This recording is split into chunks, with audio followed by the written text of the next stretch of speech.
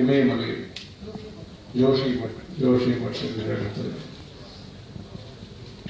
இப்படி கல்விக்காக பல பணிகளை செய்து வருகிறார்கள்.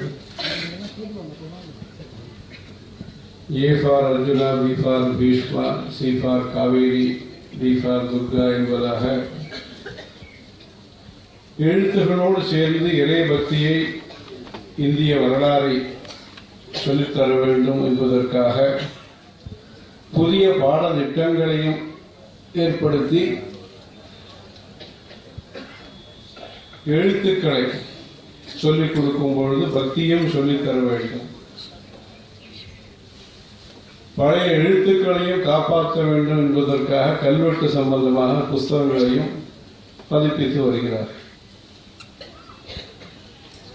இப்படி இந்த கல்வி என்பது ஞானம் பெறுவதற்கு முக்கியமானது.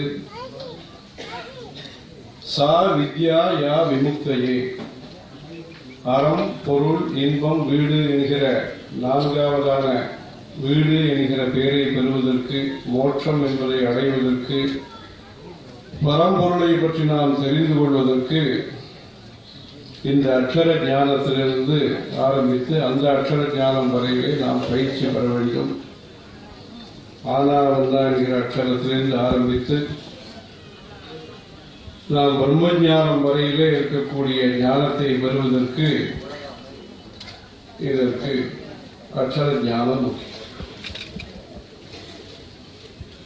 இன்றைக்கு பல்வேறு துறைகளிலே சேவை புரிந்தவர்களுக்கு கல்வி, கலாச்சாரம், நாடகம், பக்தி, பஜனை, வேதங்கள், வேதாந்தங்கள், தமிழ், ஹரிகதை, இப்படியாக பல்வேறு துறையிலே சிறந்து விளங்குபவர்களுக்கு, சேவை செய்து வருபவர்களுக்கு, பொது சேவையிலே ஈடுபட்டிருப்பவர்களுக்கு விருதுகளை, சன்மானங்களை அளித்து சிறப்பிக்கிறார், சிறப்பு செய்கிறார்.